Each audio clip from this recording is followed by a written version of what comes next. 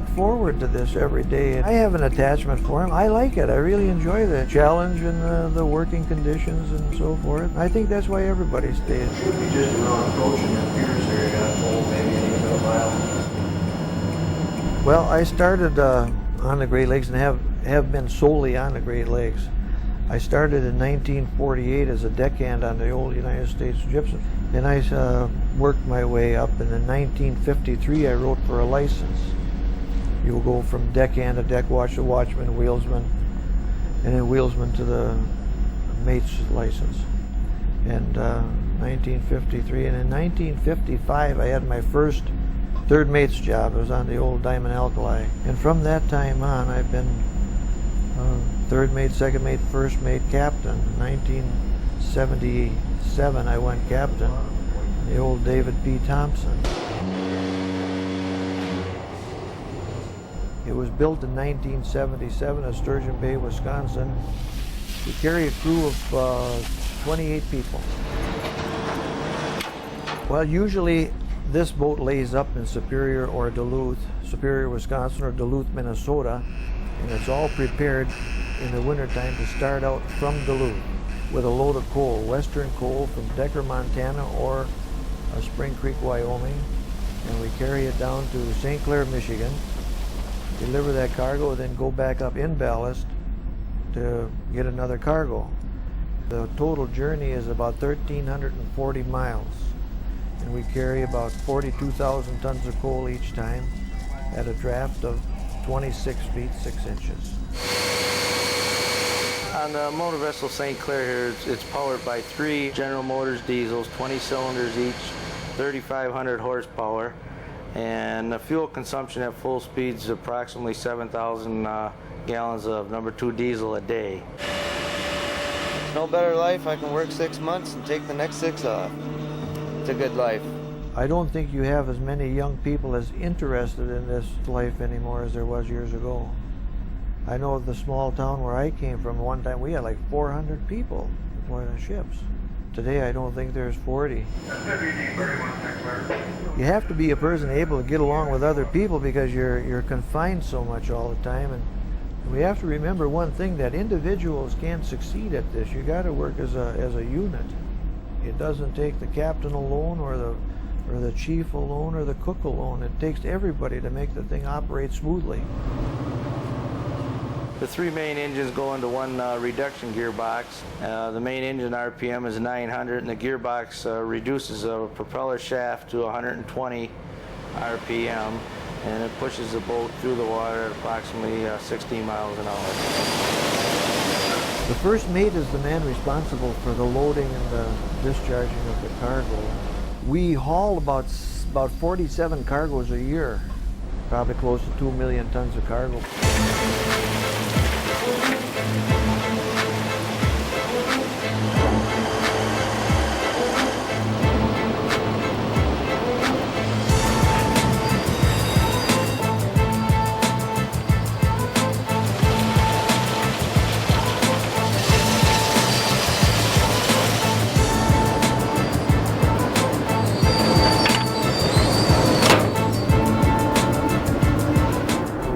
All this cargo to Detroit Edison Utility at St. Clair, Michigan, and they burn about 30,000 tons a day. So there's 3 ships solely committed to the St. Clair plant.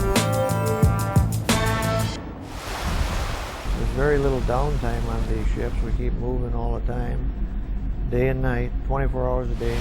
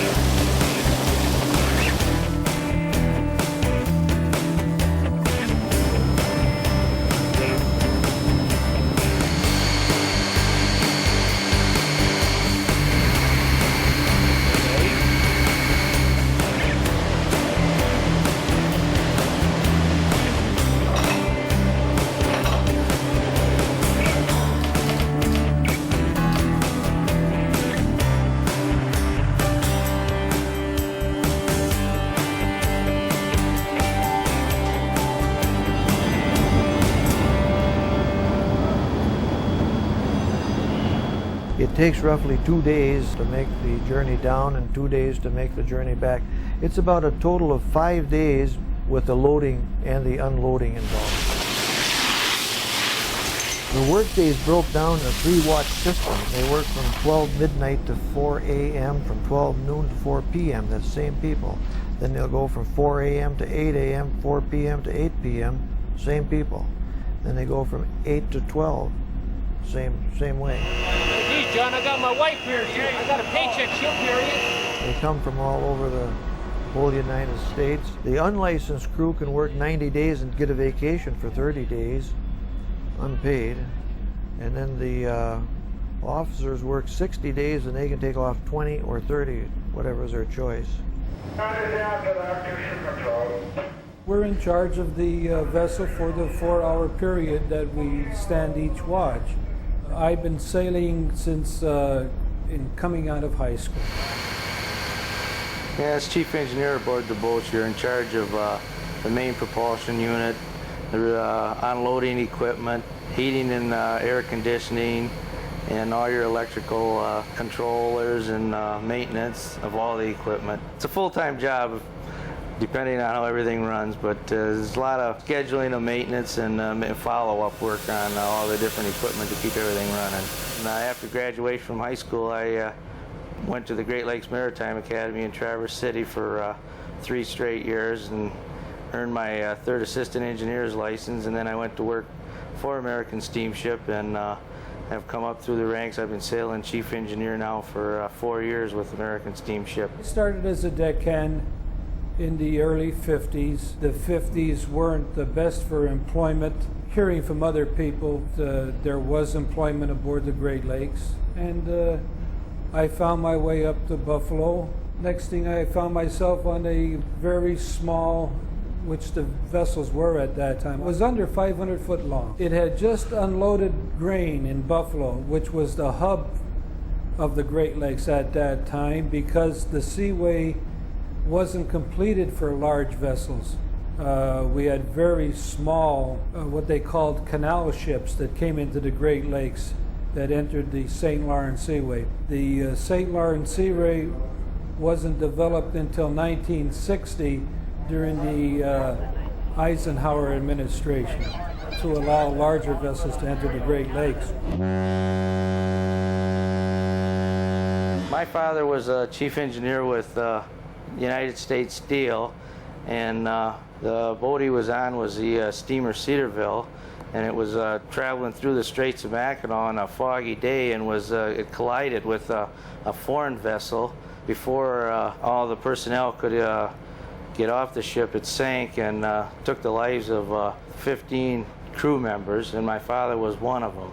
Every now and then I think about it out here in the lakes, but I still feel secure on these boats. It wasn't really a defect in the boat, it was a freak accident that happened, and unfortunately, he didn't make it off. Well, that happened, I was 14 years old. I was still in high school.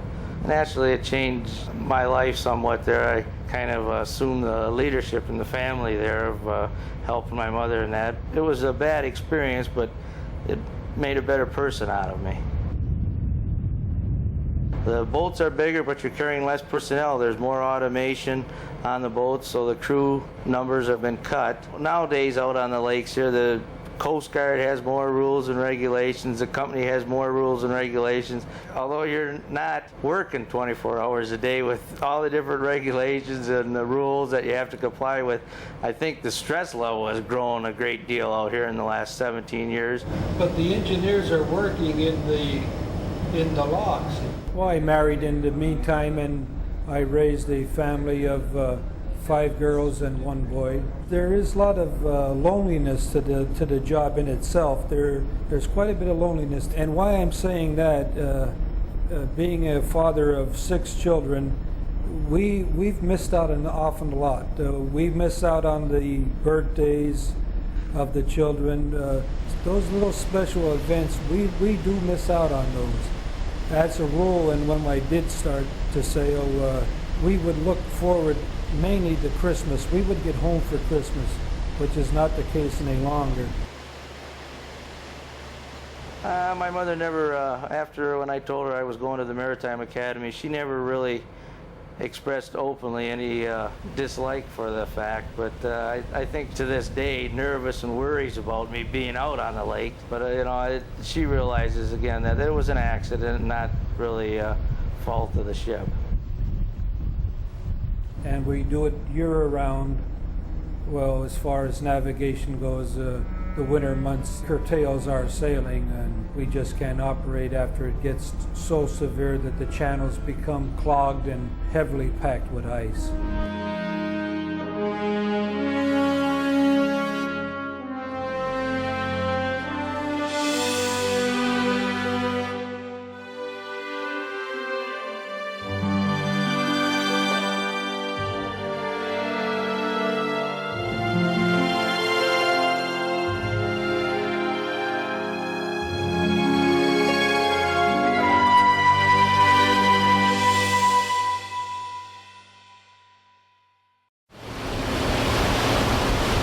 Usually in the engine room you have 2 people on watch. You have a 3-watch system. You work 4 hours on, 8 hours off. In the engine room you're usually looking at 8 to 9 men, and on the conveyor system you have a personnel of 3. Lake Superior in the fall is very challenging because it creates some awful storms up here at times, but we try to stay out of them. Usually it provides you with some means of altering your course somewhere to get away from all the real severe weather. And on occasions you do get caught into it, but you try to get out of it. If you were a historian, you'd really appreciate this business because there's so much history up here in this Lake Superior. And it goes back so many years. Even by the time the Jesuits first arrived here, it was all trapped out already. A lot of people don't know that. So they've been life up here a long, long time.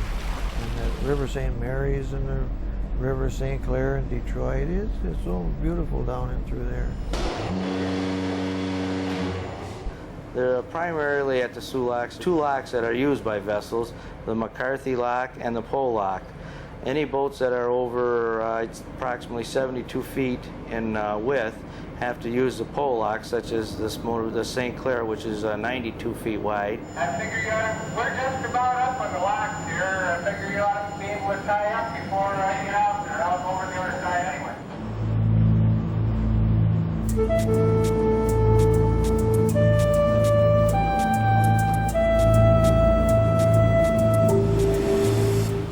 Entering the lock to leaving the lock, it approximately takes 1 hour, and you drop 22 feet. They lower you from the Lake Superior level down 22 feet to St. Mary, lower St. Mary's River level.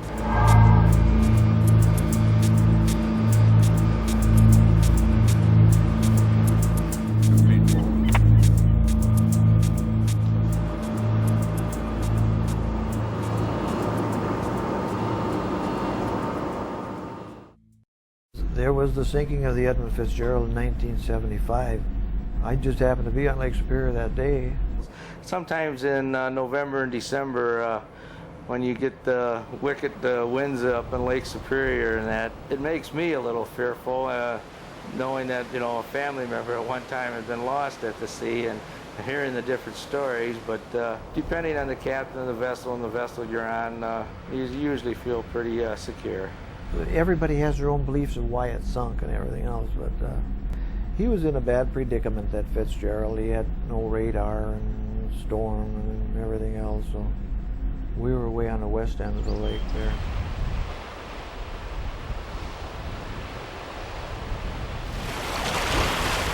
How is lake sailing different from ocean sailing? Probably the prime difference is that you're busier.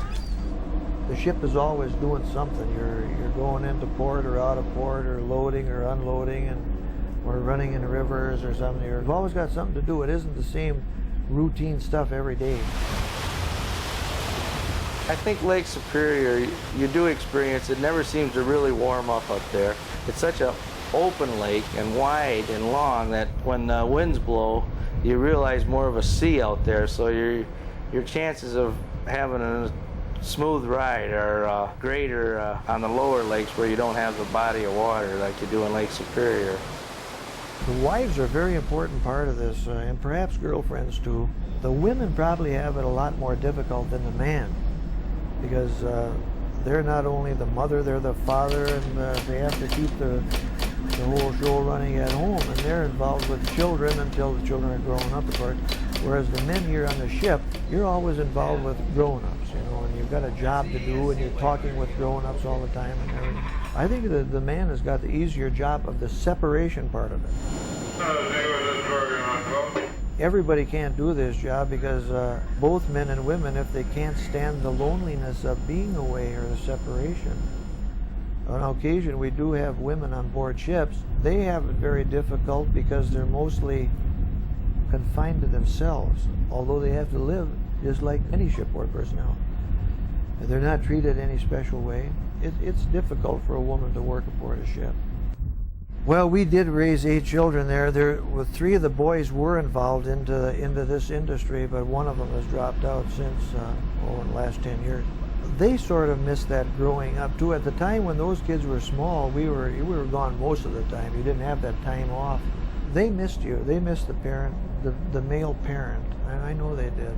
At the time, the man is doing a job to try to support a family. I'm sure both my grandfather and my father enjoyed their jobs. From what I can remember of them, they died when I was at a young age, but they always would come home and tell stories of what went on the boat, and they seemed to enjoy it. And I think that left an impression upon me that it was a good life, and I've enjoyed my years of sailing out here. And like I say, it's a little more stressful, but there's still good times and relaxing times that you can enjoy and meet good people and enjoy it. Years ago, the ships were a lot smaller. You say you carried 6,000 to 7,000 tons. Today, they carry as high as 60,000 and 70,000 tons. So you're replacing 10 ships. The potential for advancement is not as great as it was years ago. And of course, there's a lot of people who don't want advancement. They're stagnated in their one position. A lot of them don't want to go any higher, but there still is room for employment and advancement. It runs in spurts though, like you'll have a huge retirement at one time, and then they'll go for a long period where there's nobody retires. The cook is very important because if you got a bad cook, you got an unsatisfied crew. Our cook is a very, very good cook here. We've had several of them this year. They've all been pretty good. He spends a lot of time in that galley there, and he's a retired military man. He knows his business. Waste is a very important item, and he doesn't do any wasting of anything. We got 3 people in the galley down there. There's a second cook who does all the baking, and we have one porter who's a dishwasher, and he keeps the galley clean, the mess room clean. We have fresh baked goods every day, practically all fresh food. We buy our stores up in Superior, Wisconsin, so they don't really have to have a lot on hand because we can get them about every 5 or 6 days. Water's out of 5. The ship can be run with about 5 people, 3 on deck and 2 in the engine room. Of course, during the day we have day workers, so there's usually quite a few people around during the day. Yeah, that's it right there. There's 3 mates on the ship. The bosun is the first mate's right arm. He takes care of all of the work on deck to see that it's all followed through. Then you've got the engine staff. You got a chief and 4 assistant engineers, one of which is a day worker, and he's busy all the time. They have 3 watch standing engineers, and they stand the same watch system as we do. Outside of that, there's 3 oilers that continually monitor the gauges in the engine room. We have a chief conveyorman, takes care of the unloading of the ship, and they have 2 gatemen down there. They operate gates by a hydraulic system.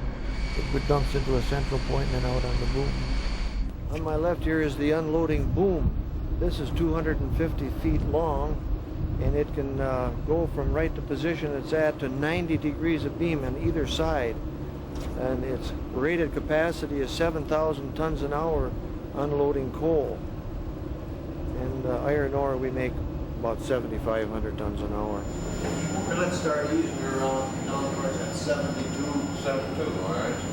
It requires more education due to the different automation systems to keep the boats running. So, you know, it requires a little more talent and skill than it did years ago. The Great Lakes in general, I think is the most ideal part of our country. It's overlooked by so many people. It really is vital to our whole country. It proved itself during World War II when the key amount of iron ore was being lessened for our country. There was no way of bringing in the iron ore other than our Great Lakes, and our Great Lakes literally made all the tanks, the trucks, the jeeps, the howitzers, you name it for the war effort. The Great Lakes area was one of the biggest factors of the industrial part of our country. There's been a great many changes since I started in itself, but the Great Lakes, I think, is still going to rebound to come back to what it was. We no longer need large crews where the steamers, we had to have firemen to maintain the furnaces. We had to have coal passers to bring the coal out to the furnaces. An oiler had to continually oil the engines as they were being run.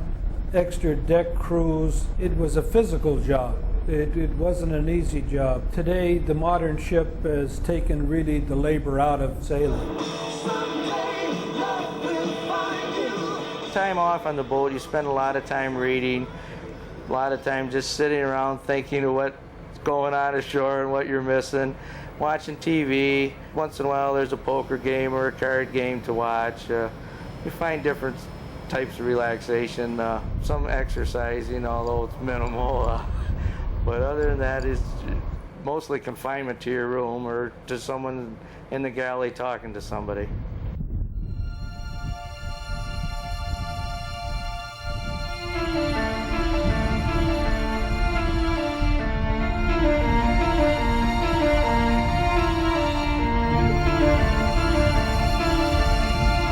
The lakes are a beautiful place in the country, and it's just the allurement of water to begin with. Everybody has an attraction to water.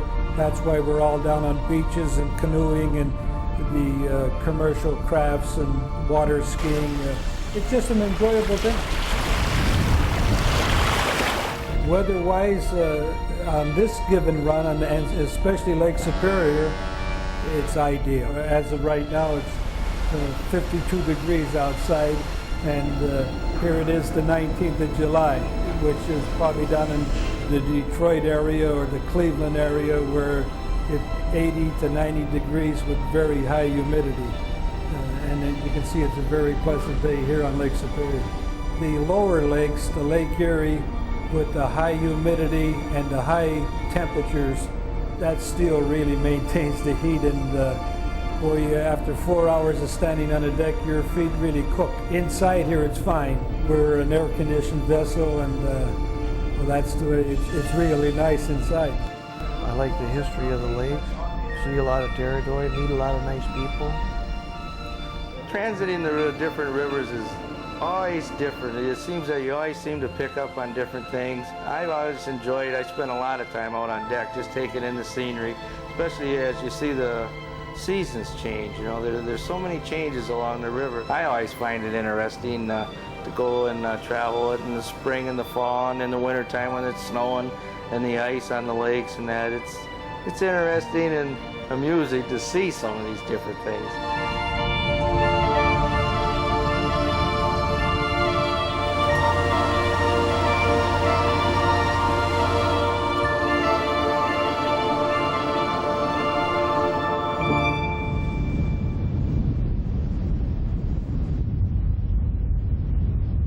No, I really do not miss the boat when I'm off the boat. I do not.